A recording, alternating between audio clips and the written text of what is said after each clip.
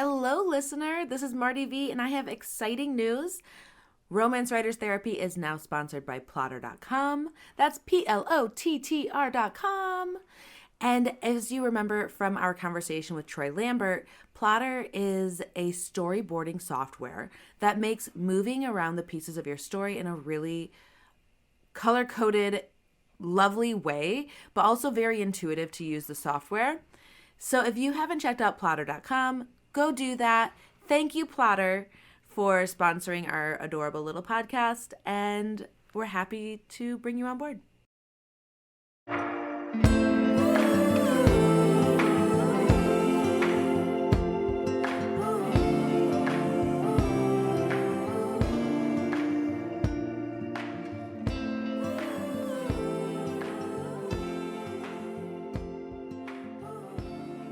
Hi, welcome to Romance Writers Therapy. Oh, you were doing it. No, I wasn't.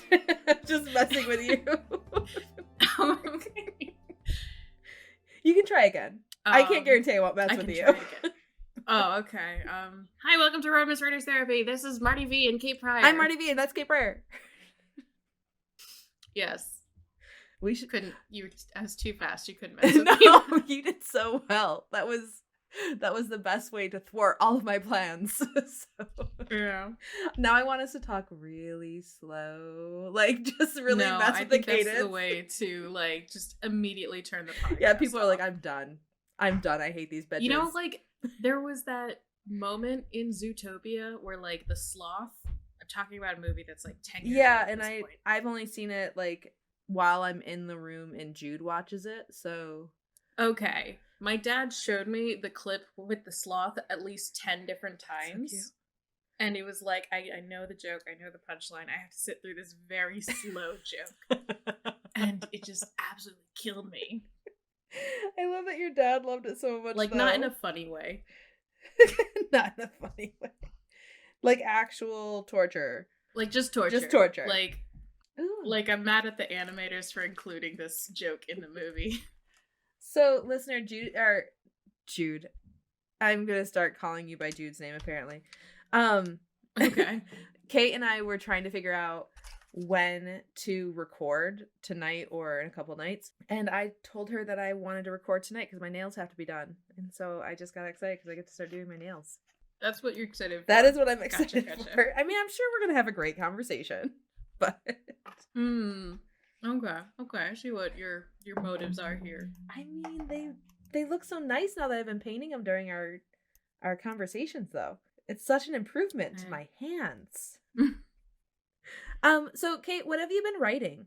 I've been sidetracked, honestly, and working on like a little project. And it was like right after I had like a little epiphany, like, actually, you know what? My story does need a consistent plot line or something like that.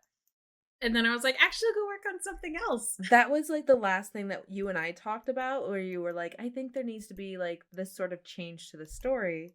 I was like, oh yeah, absolutely. And then you were like, I'm not writing that right now. Like, I don't even know why you would bring that up to me right now. I'm working. My big project currently is my gargoyle thing. Mm-hmm. I think most of the scenes that I had written kind of spawned out of some frustration with like company-wide meetings. Mm-hmm. And having to travel for work. And so they were really just centered around that. And so I actually got a lot out of that. And then I realized 18,000 words in, oh no, I don't have a plot. Oh man, that is so rough. Like, I don't have a reason these two are together besides just kind of like being in the same room, bumping into each other. Which is like, that's a plot. The thing is, I know I've done this before. I just keep, sometimes, like, it just keeps happening that I'm like, oh, I've gotten this far and I realized I'm missing an essential part of the engine. Well, but I think that's kind of just like the nature of like discovery writing in general is like you'll get to the point where you realize like, oh, I don't know where I'm going with this. And like I say, like, it's fine. Like, you can throw plot in there at editing. It's just gonna be we'll save it for the edit. Yeah. Future Kate will know so much more than current Kate. So, but like, you know, just make the editing process harder, essentially, but you'll have something to edit. There's this kind of like hated phrase in the film industry on the making side of it, which is we'll fix it in That is post. exactly what I was just which thinking. Is like, yeah, whenever they say like, oh, it's fine that like he wasn't wearing his full makeup, or like whatever, you know, like, oh, it's fine that we didn't reset the stage correctly. We'll just like have someone do some creative editing around it, or CGI it, like something like that. That it's like, and you don't want to fix it in post. It's because like just the nature of what fix it in post means. I feel like applying that to every like I just kind of subconsciously apply it to, if you have to like go back and like reinsert this thing, it's gonna be so much harder. Like, don't wait till you're done. If you just have to backtrack a little, when you realize, oh, I'm gonna need to fix that later, it's like, no, fix it now. Yeah, backtrack if you have to, fix it now. You're gonna have so much of a much harder time. I think that I like that plan, but like, I also, you know, sometimes you just have a different process than you originally thought you would. You know what I mean? Because I'm currently... Yeah, no, not every book gets written the same way. No, I don't know people who, like... Yeah, mine definitely don't.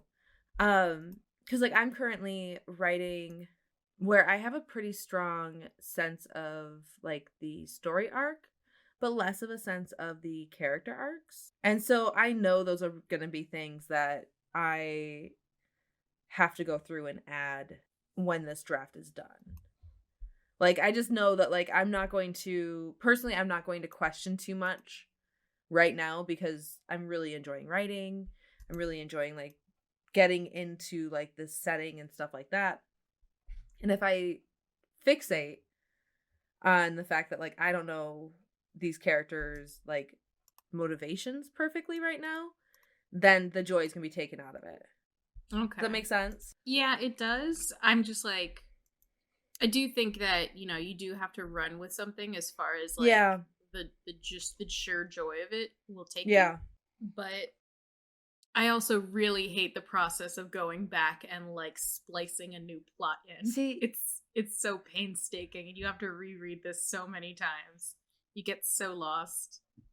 So like that's just like my feelings about it. I actually, well, and like I've mentioned this before, like I really like editing, and so okay, yeah, you also like it a lot better than I do. Yeah, so I think that you and I just have a different like attitude towards it and a different experience with it, because yeah, it comes around to editing this thing, and it just, nothing feels more like clear. Like, this is getting so much better with every single sentence, and it just gives me so much dopamine. Where a lot of times with the first draft, I'm constantly like, is this the right word to use? Is this the right vibe here? Like, I'm just constantly questioning every moment in the drafting process, that when editing comes around, it just feels so clear that everything is growing. Okay, yeah. I've got one hand painted. Yeah, how what color are you choosing tonight? It is Cabaret with Bay. It's a very deep, like, purplish kind of color, like a very berry color. Okay. Mostly it was just the color that was down here right now. I actually would prefer a brighter color, but we're going with it. I gravitate towards, like, I'm sorry, go ahead. I'm with my mouth full. Nude colors for like nails a lot. I rarely do nude colors. Because I am personally translucent, it's very hard to find something that matches. You know? And so I picked up like the lightest shade of pink in the store the other day, and then like I put it on, and it's coral. It's a deep dark pink coral, and it's like in the bottle it doesn't look like this. On my hands it does. I just took off like a bright red that I used from a friend, and I have to replace my bright red. But yeah, I need to replace it because like that bright red was just so fun on my hands. Yeah, no, it's a lot. Right? I always feel like when I wear dark nail polish, it like just makes my fingers look chubbier. Does that make sense? Like, I don't know. It just kind of like cuts them off where they end, where like where the a nude color will like make your fingers seem longer. I've never gotten that impression. Oh my gosh, it was so funny one time. I brought like nail polish to a place I worked, which was like a bridal boutique. And I just brought one color, and it was a bright red. And one of my friends. Oh my god, did you spill it on a No, dress? God, no. I had it nowhere near dresses. Okay, good. But one of my friends, God, that is the most like rom-com scenario you could possibly throw out. One of my friends. I'm sorry, my mind just immediately jumps to like the worst thing that could happen. It's like, yeah. if there's something, if you're holding something deeply staining, then it's like, what's nearest that is going to the worst thing to get stained. But one of my friends put it on, and like, she was like, I feel like, guys, does this color make me look like a whore? Right? And she kept on asking, and I'm like, hey, that's actually my nail color. Yeah, does it make me look like a whore? Rip. Like, dude, I picked that out. Does it make me look like a whore? I don't think so. Do you? Like, girl, you have to stop asking. Yeah, that's a big word for your But like, meanwhile, I still love the color and I don't care. But it was really funny. Like, dude, I don't know. Do you feel like you look like a whore with that nail polish on? What a weird association. Oh man, that was so funny to me. Ooh, this is a fun question. So, like, what choices do you like to give your characters to like on what they wear and like stuff like that? Like, what color nails would your characters pick for themselves? I don't know, honestly. I feel like when I'm writing characters, like, sorry, this is just a complete diversion from what you just asked. Cool. It's the thought I had. Like, I don't like why I couldn't answer your question. You know, I feel like, actually, so like a really good example of this is like early on when I first met you and first like kind of met our writing group, and it came pretty clear pretty quickly that everyone in the group is 10 years older than me, at least. Yeah, I think I'm one of the older. I might be the oldest person in the group at that time. You think? I think so. I think I am like a year to 6 months older than everybody. Yeah. Oh, okay. But yeah, we're all like, 8 to 9 years older than you. We're significantly older than you. Yeah. Okay. Maybe not a whole 10, but like, we're pushing at least 5. It's pretty close. Yeah. And at the beginning of the pandemic, I was like, what, 3-4 years ago now? Yeah, you were like I was 23, right? 20. Yeah, it's 23. It started in 2019. Yeah, and we were locked down in April of 2020. Yeah, and so like it was, I felt like very much aware of how much younger I was compared to the rest of you, that I felt like I had to write my characters a bit older, you know, because we were sharing our chapters with each other and constantly critiquing on each other, and I was like, I have to write older characters who would be more relatable to my friends. Okay. Than some, like, I think I was also kind of listening to a lot of critiques about other books, about people who were saying, I don't want to read YA because I'm tired of reading about teenage, heroes and heroines. I definitely feel like that all that has been like a comment that's kind of thrown all over the internet in the past 5 years or so. I think sometimes people have a moment where they realize that they've aged out of a genre, out of like being interested in a genre. In the same way that like not everyone's interested in watching Barney anymore. Exactly. But like instead of just accepting I don't want to read that, they also now are making critical comments. Yeah, and sometimes about they're other like like they make critical comments, but they also kind of, maybe they don't understand that there's a new genre for them to move on to that would meet their emotional needs, be like on the same level of like character, like you'd read about characters your age, not just teenagers fighting dystopias or whatever. And like, oh god, I'm getting so lost from what my original thought was. You aged up your characters. So yeah, and then I realized I was doing that, and I was like, oh, maybe I shouldn't be trying to write, because like I kept feeling like I was getting it wrong because I was trying to write something I hadn't experienced yet. And you know, like there is like all that write what you know, but also like you can write characters that you haven't lived their experience. Yeah, but like having something that you there's relate. like some nuance in how well you can do that and how in depth you can go with that. Like obviously not every character in your book is gonna be within your scope of experience. Yeah, absolutely. I mean, I've never been a man, and so like, but I write male characters. Yeah. And like just like so all the ages and everything else you've never been, it's like there's also just like the personalities you don't have. Does that absolutely make sense? I feel like I'm taking the long way around to get to my point. Absolutely. I think that that's a really good point. Because like particularly I kind of wrote like character after character that was like male character that was like quiet, right? Yeah. And that's definitely not a natural state for me. Yeah. I remember, God, when I was like, I think I was in high school and my brother made this comment to me. He's like, every female character you write is like over the top crazy.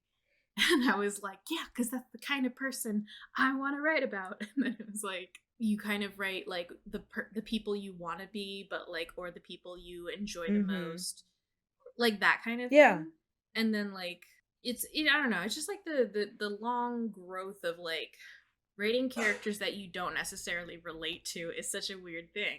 Does that make sense? And it's like, so I can't really see what choices a character would make, because it's like I am invoking like for Janice, I remember giving her like this, like, so she's obviously older than me.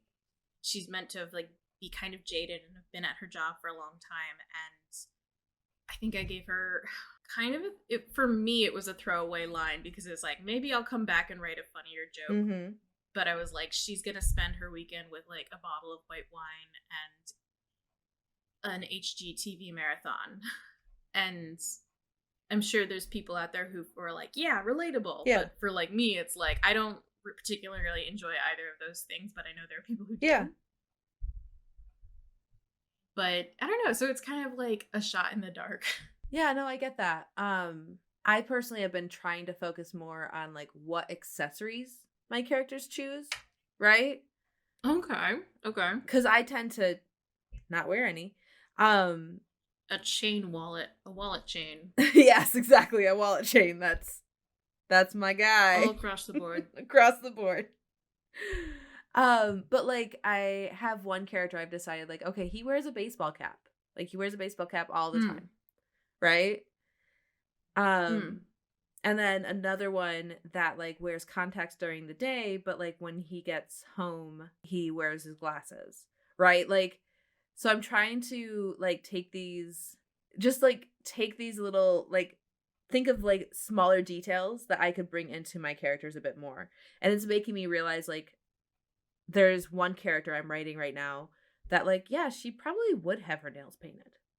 And it would be like notable as she's talking with her hands, right? Like I could totally that would just be like the smallest thing to like give her a little bit more color on page.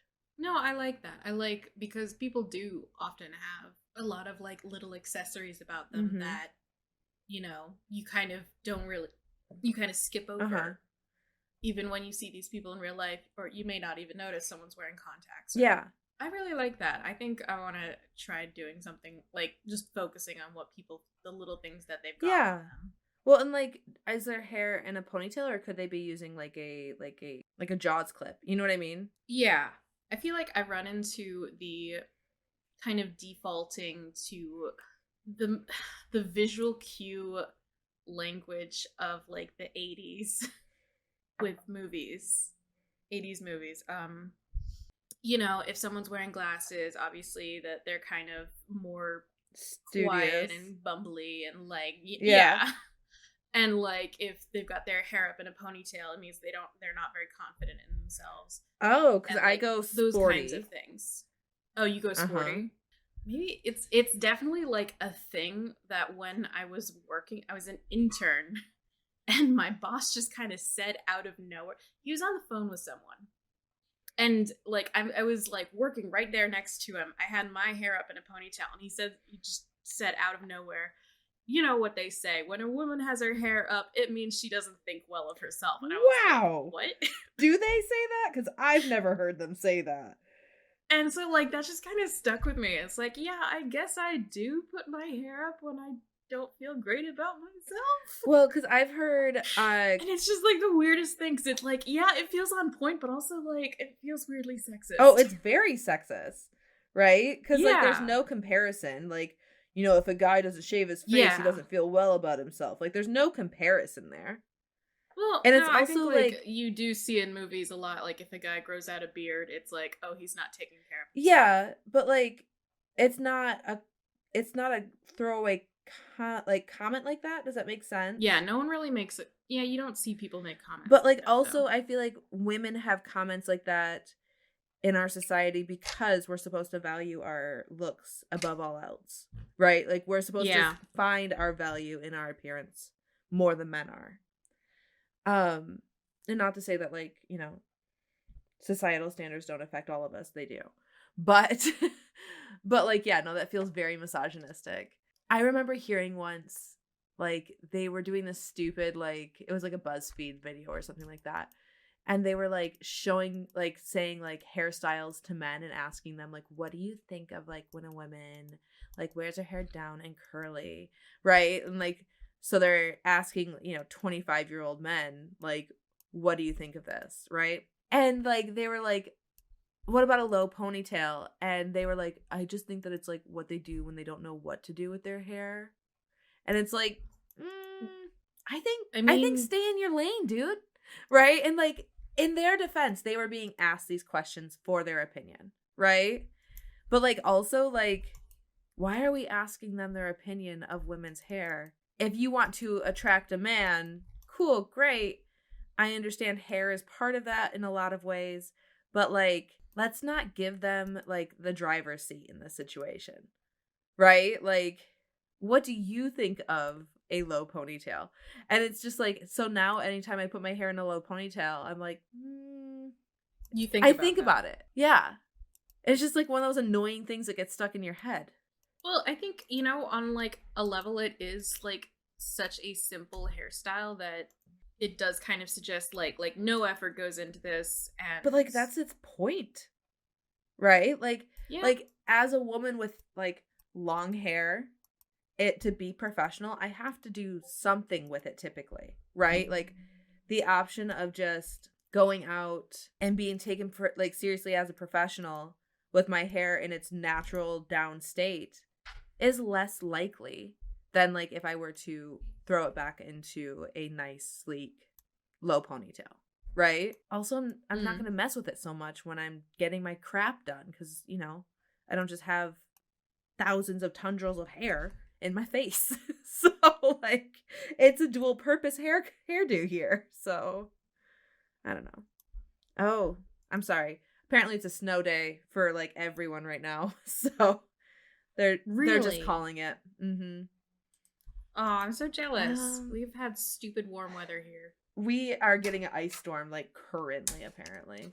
I'm gonna I haven't gotten a text message from the school yet, so I might not have a snow day. My friend, you know, a while away, does.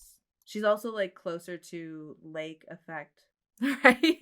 So, listener, you're welcome for this exciting conversation about weather. Michigan weather report a week late. Yes, a week late. Oh, should we tell them that we're going to take a break? Yeah. Like, Did you want to do a better wrap up the Oh, episode? okay. You don't. Here we would You don't like wanna just try throw to it in talk there? a little bit more.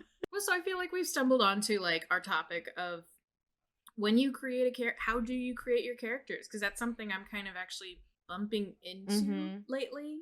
Is, like, you know, whenever it's like, all right, now I gotta write another character, another book, new characters, and it's like, oh god, So part of how do I yet another one? How do I make them different? And then it's also like, lost my thought. You go. Okay.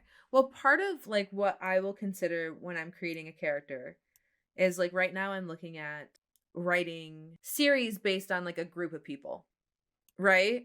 And so I like to think about, like, what is the dynamic of these people in this group? And Okay. so each person kind of has their own role. so that their voice stands out from someone else's in the group. And so that's part of what is going into my considerations. Also, I like to think about, like, if someone's a nervous character, what is their nervous behavior? If someone is, like, a loud character, do they interrupt people while they talk? Right? Like, what is something that can kind of be something that isn't super obvious to people, but is also a savvy reader could be like, oh, so when they feel nervous, they do this. Right? And so, like, it's almost like this thing that, like, as a reader, it makes you feel more so like you're on the in circle with this character. Okay, yeah. What about you? What do you do? I mean, I feel like for so long, what I do is I just harvest, like, a facet of my experience.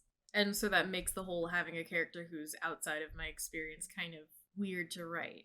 I do think it's, like, a vital skill to have, but it's also, like, one I don't think I have currently. Well, I mean, I don't think that that's abnormal at all. Like, my ability to write characters outside of my experience has grown as I've grown more experiences. Yeah. And so, like, you describing what it feels like to be 25 writing these characters just feels very much like a mental state that I had at 25. It is easier as you get older because you have so much more to pull on. Like, you have every year you have a new set of experiences and, like, True. all new highs, all new lows, like, all these things in between.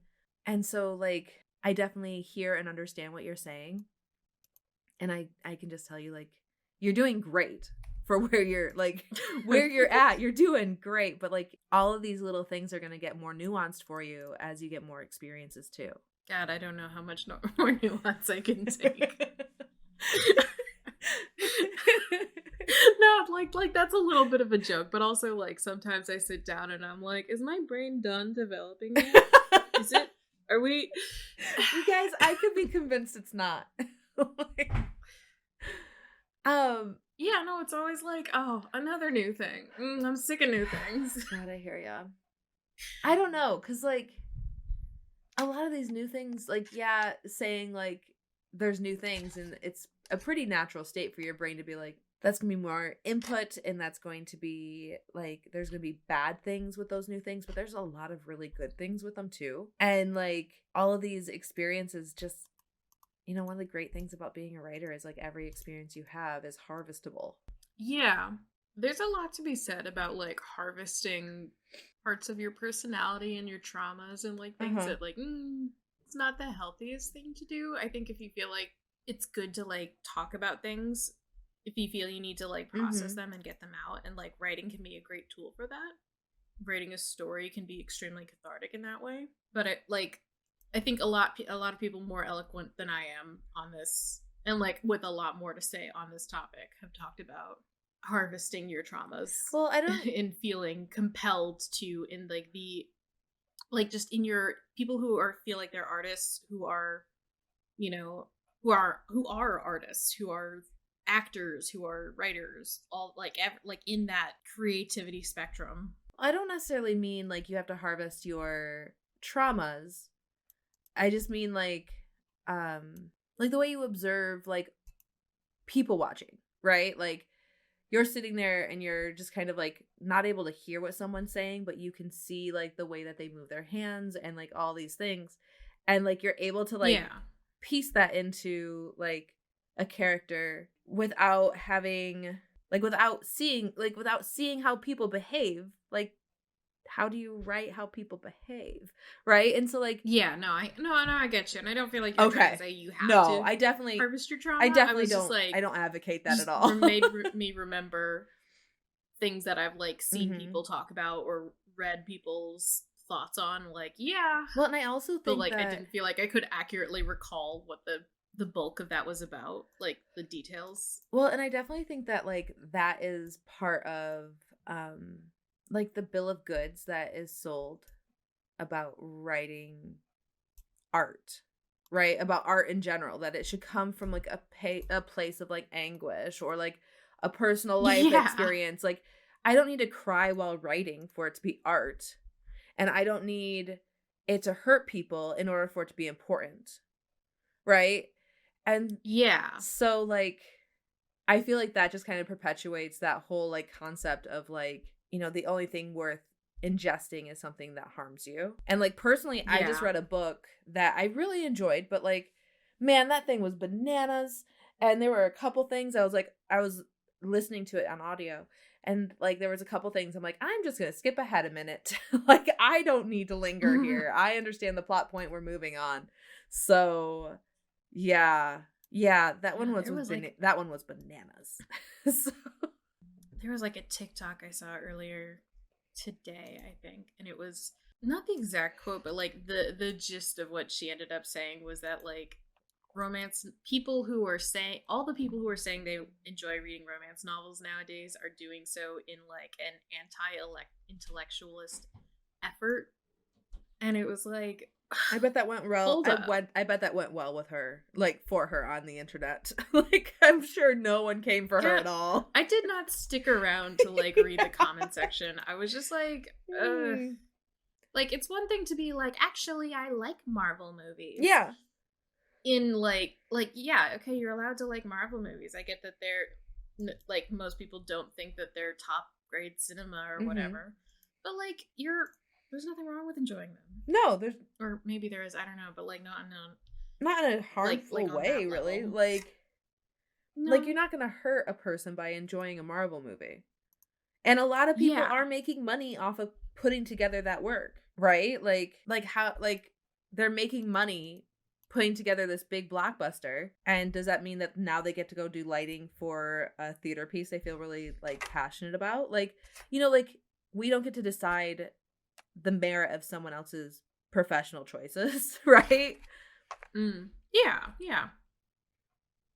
And it's just like it's the judgment of like what people do to enjoy in their free time. Like I don't know, I've been really noticing when people talk about decentering productivity in your life, and people talking about if you enjoyed doing this time waster, then it wasn't a waste of time. Yeah. You know? Absolutely. That is that kind of thing. That is something I have had to work really hard trying to like tell myself, like sitting down and watching this reality show that is without question toxic. But like I'm enjoying it. It like I feel giddy watching it. It is giving me dopamine. It is worth my time, right? Oh, did you know our friend Rebecca Conrad has never seen an episode of The Bachelor until like last week? I've never seen one. You haven't seen it either? Okay, I'm gonna get you guys on board. You guys are gonna watch this with me. I can't wait. It's so much fun to just be like look at these immensely beautiful people and you know, just constantly bitch about every little thing that happens. It's so nice. It sounds like so much fun. I saw a TikTok today that was like a woman that was like, I made the realization today that these dating shows, there is not a drop of water in that entire place, and they are being served nothing but alcohol and hors d'oeuvres. Like these people are drunk and starving, and their behavior makes so much more sense now. Like, yeah. But it's so entertaining. It's so fun. I can't take this away from me right now. I don't have it. Maybe someday I will be able to work on myself and find something else I enjoy that I don't feel conflicted about. But right now, I just love it. So it's such a fucking mind. I don't even know what the word is. Like to grow up in like a really pretentious like attitude that intellectualism and academia and being smarter than everyone else is the highest pursuit of light. It's so Faustian, yeah, you know? absolutely. Like and you're just so into that, and you're like, oh, I would never watch SpongeBob. I would never watch a dating reality show. Yep, absolutely. And then like you do, and then you're like, actually, this is so much fun. Yeah, I have spent so much time being condescending when I could have just been having fun. Right? Yeah, and I don't know. It's God, we are so lost this episode. We are covering many a ground. Well, all right, let's keep on the segment of character creation. Oh, are we? Okay. Yeah. I'm sheep herding us in a border collie kind of way. I just had an idea. Okay. I'm sorry, it's something I can't say here, but I have to say out loud later, okay? Oh, okay. With regards to like when you decide to like write characters, how do you feel like you end up making your lead couple of the book like what complement each other? Like how do you feel like you make two distinct characters and then you find a way for them to fall in love, or do you feel like you create two characters who already complement each other in a lot of ways and you just put obstacles between them? Like, tell me what, like, there's so many different ways you can do this, I feel like, and I don't have a great answer for this. Oh, okay. I guess we'll just skip it then. Well, do you have an answer for it? Because I would be very interested in this answer. I think it's a great question. Oh, I was thinking about this question because there was like a thing, I was like a promotional materials kind of thing with other authors I was working on. And I don't think this stuff ended up being used, but there was like a little questionnaire about what kind, like just the question I think was, what quality do your orcs in your books look for? What makes a good orc love interest? And I kind of had like a moment, I was thinking like that Bo Burnham song, where he's talking about like the Justin Bieber song of like, oh, let me make this as vague as possible so that I can appeal to as many women as possible. Yeah. Every girl will think this song is about her. And I like, it was like, I was thinking about that. I was like, I don't want to be like, oh, just brunettes. I don't know. Fuck. Like, I didn't have a good answer. Birthing hips. Like, I don't want to make people feel excluded. Big ass. Yeah. That's it. That is such an interesting question. And like, I feel like it wasn't like I felt like where the place where the question was coming from, and I felt maybe it was just the way that it was worded that made me like, yeah, I have no answer for this. Yeah. Maybe if it was just like a little bit different, I would have been like, oh yeah, no, of course I know that. Well, because like what I think they intended was like, do your orcs, value like a fiery woman, because that is like that's the proof of a orc woman that could live, sort of thing, right? That could survive. That sounds like the implications. Yeah. So great, but I do think that's like the gist of it, but at the same time, it was like, no, I feel like I'm trying to write characters that feel distinct from each other. Like I'm going in with the goal of I would like these two to not be copies of each other. Absolutely. And then it was like, oh god, I can't really think of a good overlap, but also like I don't think I want to write characters who are like, I'm just after this one trait. Yeah, exactly. Well, and like I as a reader prefer reading like a variety of characters, right? Yeah. And then also like I understand why it is a good idea to like repeat the same like character structure over and over, because then you get like diehard fans that really are all about, your cinnamon roll with your, I keep on saying feisty, but I kind of hate that word, your feisty female lead, right? And like if somebody loves that dynamic, they'll just keep on coming back to you for it, right? Yeah, but that's not the way I want to write. Like I like writing a lot of different people. And so like I will say that I tend to write if one character is a more quiet character, the person that they end up with tends to be louder, maybe more demanding, maybe more protective, right? Like they're more likely to stand up. I do like that dynamic though. What? Yeah. I like that dynamic. I love that dynamic. I'm trying to think of like, so in like Truth or Dare, I wouldn't say that I really thought about like how do these two characters fit together as much as like they want to be together, therefore they fit. Does that make sense? And like Mm. that's kind of the way I look at writing my characters in general. Is like they want to fit together, therefore they do.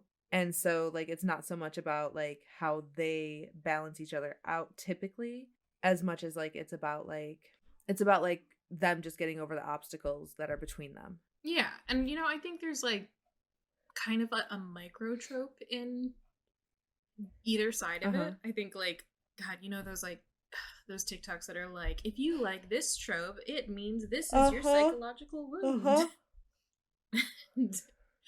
So it's like, oh, if you like soulmate tropes, then you want just someone who is like so perfectly attuned to you that they could never leave you. Wow. Like that. Yeah, exactly. Yeah. But yes, I know what you're talking And like about. I do think it's a little bit of that, but then there's also the flip side. It's like you like, oh, you like someone who wants to be here and wants to be in love with you. It's like, well, you want someone who's gonna like fight for your affection no matter what. Like, Yeah. Well, and I you think know? that is like just the truth of like anything. Like you can like it just depends on Yeah, what no, I think you can extrapolate some kind Yeah, of Freudian absolutely. And like nonsense. it doesn't make it you not know? true, but it also doesn't make it nearly as important as all that, right? Like Yeah, do you yeah. like enemies I to think lovers because you want to be loved for all of your flaws? Like, yeah, absolutely. Is that bad? Like, absolutely. So, yeah. And like anything no, I do think they all kind of scratch a different itch. It's just like, what do you feel like is the best way to, like, not even the best way. That's not the way I want to phrase questions, honestly. What is the way you are doing it? What's the question? I lost it. God, I lost myself in there. I think it was you did kind of answer, and then I just asked it again. I answered a question? As if your answer wasn't good enough. I don't remember answering a question. Oh no, it was you said, "Oh, I want them to be falling in love with each other because they want to, not because they're made for each other in a cosmically altering kind of way." And I think that kind of just boils down to like, it feels weird to say it here, but like my brand in general, where I just kind of want these love stories to fit in a world that feels really like realistic to people. Yeah, and I think for like contemporary romance, that's a good goal to have. I think that really aligns with the genre's kind of priorities. I think like contemporary has a bit of a sliding scale in that way. Right? Like there's definitely the this is contemporary, it's set in a world that you recognize, therefore these characters and their struggles are what you recognize too. Right? But I think there's also the spectrum of like this is contemporary, but you're still gonna have to suspend some reality. Right? Like I think that like and like I feel like contemporary kind of needs to be like broken into even further pieces. Yeah, like subgenres. Kinda like contemporary realism. like you know what I mean? Like by terms of like how realistic. Yeah, because like I think that this really motivates different readers in different ways. Yeah, I agree. Yeah. Cuz like if somebody wants to read it and kind of suspend their reality, then I might not be the best person for them. Right? But if they want like a rom-com where I don't know, I don't have a great example where like everything could almost be chick lit, like ridiculous. Then like I'm not there like in that way. So that's but we're in the same category. Yeah, I get you. I think that's kind of like hitting like when we talk about your stuff isn't gonna be for everybody and not everyone like that's not your reader. But it's like how do I niche down to make sure that I'm advertising to my reader? Right? And like yeah, no, I get that. I don't feel well read enough in your specific niche to answer that. I feel like maybe there's specific things that if you really focused on searching for that while reading in your niche, you would be able to find. Like when we were talking to DJ, like what are the things that people use to signal to each other on their covers? Yeah. I think maybe that's the kind of thing you would find in the type of titles that people use, like how they word their titles, Mhm. how they word their summaries, how they market themselves. There would be like really subtle indicators there. Well, but like it's also really interesting And to me because like there were two authors that someone in a review compared me to. Like readers of this, like these two authors, I think would really like Marty. And she's like, but Marty writes spicy, right? So like she was able to draw these comparisons, but they both don't write Open Door, right? And so like we have similar covers. I would say we have similar names, and they're Closed Door. But I haven't had anyone complain about being Open Door either. I don't know, man. I don't know. I feel like we're kind of in a time where like everyone's trying to figure out how to be very specific about who they're marketing to, but also we're like, well, these are the trends, so we're going to do them. Also, like, everything is always just a wave of trends and Yeah. riding that trend. Well, and like you know, I feel like these things are shifting, but that just means you have to shift with them. Well, and like I do newsletter swaps a lot, and like I've heard, I didn't realize that this was a part of the conversation, but like I heard recently that people were like, oh, newsletter swaps don't work anymore. And it's like, really? Because they work great for me. And I think a big part is because of Just Fake Mary's cover. Like, I did a good job with the blurb and like stuff like that, but like the cover is so stinking cute, right? And I think that people just stop and read more about it because it looks good. So good job, Kate. Aw. But yeah, so like I don't have the experience of these swaps not working well because they tend to work really well for me. I think you also kind of hit upon something, maybe even accidentally, like a second ago, about even the pen name that you choose can kind of indicate like how well versed you are in your genre. Mm-hmm. Does that make sense?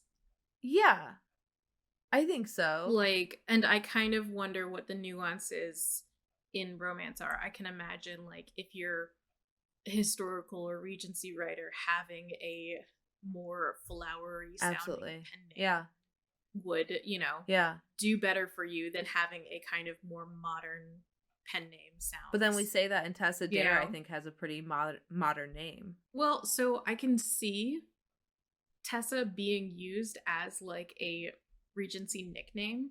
Okay. And I think the thing that works about her pen name is that I think also Tessa is her first name. Like in the realsies? Yeah, because like it does actually have her real name in her book in like under the copyright. Yep. But I think Dare does have this kind of whimsical romance sounding to it. Well, and and so like her Facebook group is the Damsels Who Dare. That's so cute. And I think like there you go. Yeah. Well, and I mean, to your point, I don't think Marty V would be a good like pen name for romantic, like historical romance, right?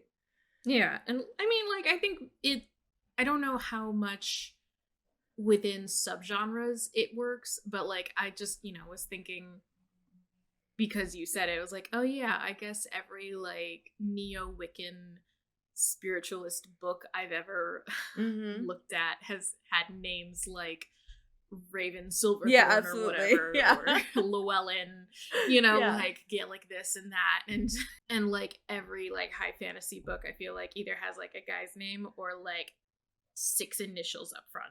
Everyone's doing the J.R. Tolkien thing. Absolutely. And I don't know. I think that's really interesting. Well, it's funny because like people, when they hear my pen name, if they comment on it, they'll be like, it sounds like a really cool girl in like an 80s movie. And that has that has always been the vibe I've had from it too.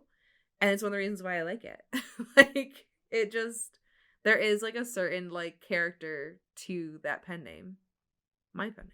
Man, I wish I'd put more thought into mine, but I was just gonna say like too late now. Where did Pryor come from?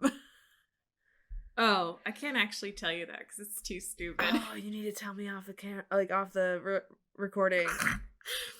I can tell you now. It's just you're gonna laugh. I can't wait. You're gonna be like, "That's the dumbest thing I've ever heard." I'm ready. So I play the Elder Scrolls game a lot. I don't know what that is. Elder Scrolls games, plural. Okay. It's a video game mystical lands, dragons, blah blah blah. In the third one, I want to say Oblivion's Elder Scrolls 3, right? You wouldn't know. Okay. Yeah, okay, so Oblivion. No, I think it's 4. Okay, so it's it's not important. There's like a quest where you have to go to Wayland Priory, and that is where you get your first quest that leads you to Martin Septim, who is like the unofficial heir of like, and there's a lot of like really into the story, but Martin's just a character that I absolutely loved, and so it was like, oh, the Priory's like just a really important place to me. Okay. So I was like, I'll just use that because like it's cute. No, it's not. It's dumb. Is it dumb? I think it's cute. I don't feel like it's a good reason, but it's also like, Well, I mean, for one thing, you could have lamented over it, you know, for so long, or you could just do like this feels good and right? But like, yeah, like it's still like a part of media that you really like and you really like resonate with this character. I was waiting for you to tell me it was like Martin's last name, and so you were like Mrs. Martin Pryor. I think that would be worse. That's what I was waiting for. No. So you did great. Oh my gosh, exceeded expectations. You did great. Okay, so one time, I'll tell you off because like there's no reason for this. Oh, okay.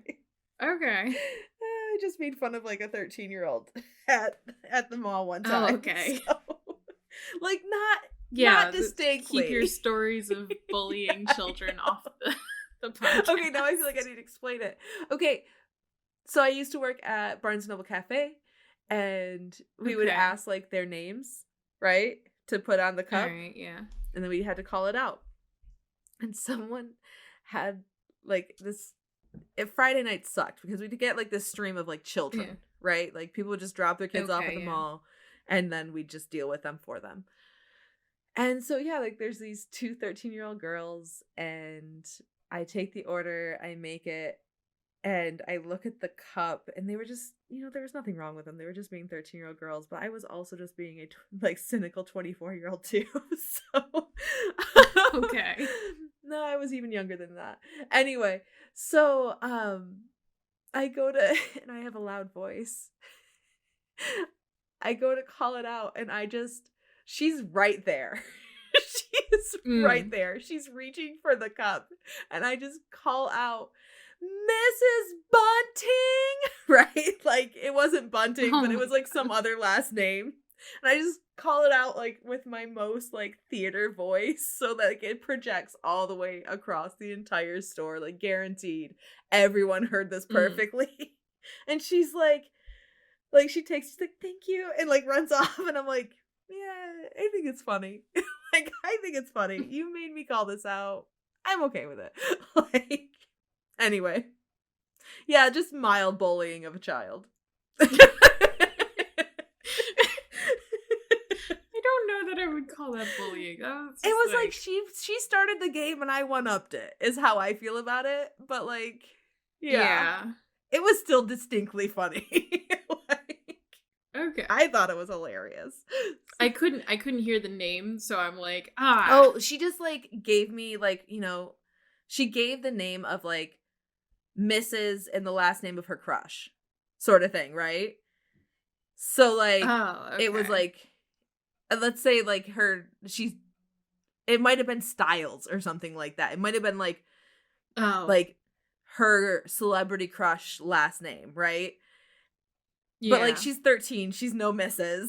like sort of thing, right? Yeah, we're not quite that dystopian, but yeah. So I don't know, you know, she started the game. I just played it to the end. So, but Kate, do you want to tell them things? I assume you're gonna cut all sorts of things out of this episode. Do you want me to cut that? Yeah, probably. Okay. It's actually like a story I think is pretty funny, but like, yeah, we can let it go. So I don't think my delivery here was great. So all right, I'm sorry that like your microphone cut out right as you were like telling me crucial details, and I didn't laugh. I was like, I'm not laughing at the point where I should. This is punchline. I can feel it. Punchline territory. Oh, if only I knew what it was. That's Yeah, let's tell them where we're at. And do you want to tell them you know? about like our breaksy breaks? Oh, Okay. yes. Ooh, yes. We're coming up on 50th episode? Yeah. Question mark eventually. Because I think our first season had 25, and we talked about doing this season as 25 episodes, taking a little break, then on to the next one. Which seems like, I think, a good like resting point. I think so too. I think we took a break around this time last year. Maybe it was a few months later from now. It was. It was like April, right? Okay, so the plan, fingers crossed, is to come back in May. Yes. This is not going to be the last episode for the season. Probably a couple more. Yeah, but we just want to. Or we're going to have a big ender episode. Like we did last time with the Mad Libs. And, yeah. I think maybe we should do something like that again. I think so too. That was so much fun. I think we should do something like with tropes, though. So we'll have to find some way to like mess with each other on tropes. Yeah. I do love it. Okay. Yeah, I think that's all. That's most of the business end of it. Yeah. And then we'll be back in May. Yeah. We should like. No, I'll leave that for later. I'm gonna say sign up for my newsletter. Yay! You can do that at kate-pryor.com. Because I'm starting to use it now. I informed people about the sales that I was doing over Valentine's. And it was like, oh, people are actually opening it. Oh, this is so It's weird. kind of like so much fun, isn't it? To like see how people are interacting with it. Define interacting. Well, like opening it if you have like links within it and you see like how they're clicking and like stuff like that. Like I find that is cool. Yeah. That's like the kind of statistics I see from like my website. Yeah. It is less fun when you see like send 2 emails in a row and then you get like an immediate unsubscribe and you're like, I'm sorry. I actually love seeing unsubscribes because that's just people I don't have to kick out. Right? My favorite email of the ones that I have on my list is like one that's called like just trash. I love you. You stay forever. You stay here. Don't ever leave me. I love the honesty because I too have trash email. And I love that. I put everything in it. Just trash. Yeah, but anyway, so sign up for that. You will hear from me once in a blue moon. Only during important things, really. Okay. Well, good for you. That's exciting. Yeah, excited to do that more often. Yeah. What else is there? I don't know. You're on places. Yeah. You're martyvauthor.com and nope, I'm just Marty V. I'm no, just martyv.com. I'm so sorry. martyv.com. Don't listen to her, listener. Marty V author Gmail. Yes. And Marty the author at TikTok and Instagram. Kate is at by Kate Pryor on TikTok, Instagram, and you can sign up for my newsletter on the pop-up at martyv.com. And it is honestly the best way to know what's like happening in my little writer world. Yeah. That's the bee's knees over here. Oh, in April I will have a free short story to send out to my newsletter. So friends, sign up. Yeah. And like this is like completely offhand, but since the contract is now signed, and I think it'll happen, fingers crossed. So Love Laugh Lich and The Orc from the Office are getting adapted into audiobook format by Tantor Media. So that is so cool. I'm so excited for you. Congratulations. Yes, I'm mostly psyched that I don't have to do the audiobook production part myself. Yeah. Oh my god. That has been quite the stop for me at this point. Is like It really is. Like it's like you want to make things accessible. I really do.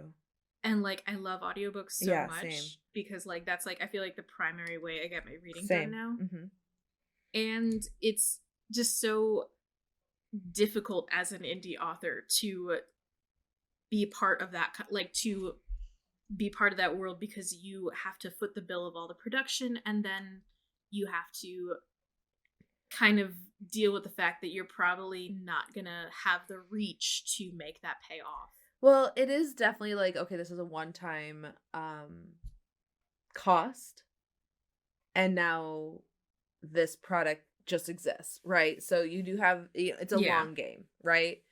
I have been looking at reading for myself, but I also know like that's going to take a really long time. And like reading for myself until I can comfortably afford paying someone to do it. That I don't want to become like an audiobook reader. but you know, everything takes time, and I'm still trying to produce more of a backlist, and I just have not etched out time to do the reading. Yeah, no, it's a big undertaking. Yeah. To do it by yourself. Yeah.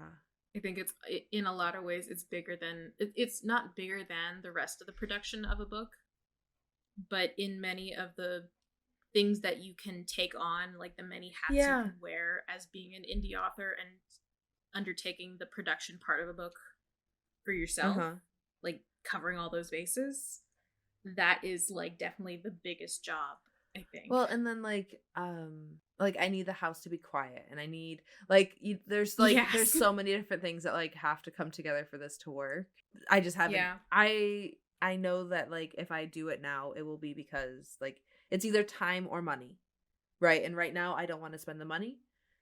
I also don't want to spend the time, but again, accessibility is really important to me, and it is the number one way I do my reading. So I was thinking of doing All Roads to Carter first, since it'll be the shortest, and I can kind of learn the process on a product that is shorter.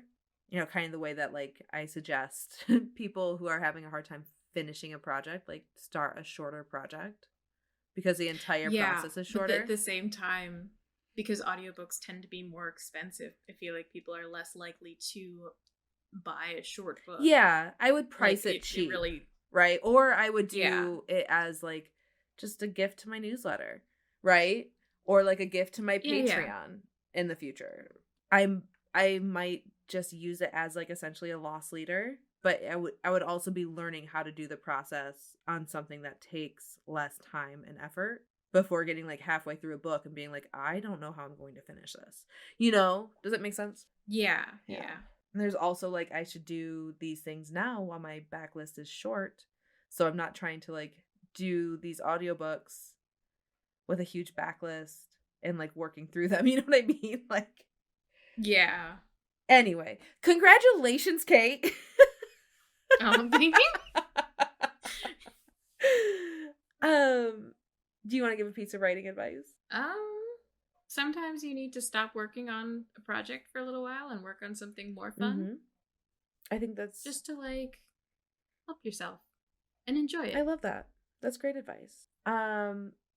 Sometimes you need to accept the flaws in your project just to continue having fun with the writing of it. Yeah, I think that's such a like important thing, is that especially for like first time book writers, like if for your first book, you think everything has to be perfect, and like you just don't have the experience. There's so much.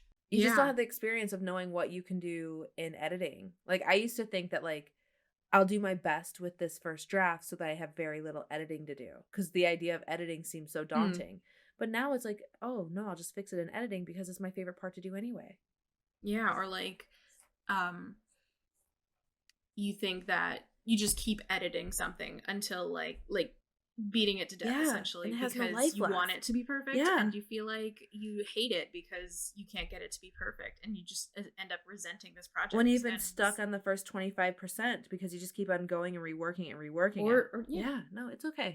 Like sometimes you just need to like say, fuck it, that's gonna be a flaw that it has, and that's fine because I won't do that next time, but this time it's gonna have that. I think that's such a good thing to like really hold on to. I agree. It's definitely given me a lot more joy with my writing lately, so that's good. Yeah. All right. Well, we will see you another time, listener. Yeah. Bye, listener. Bye.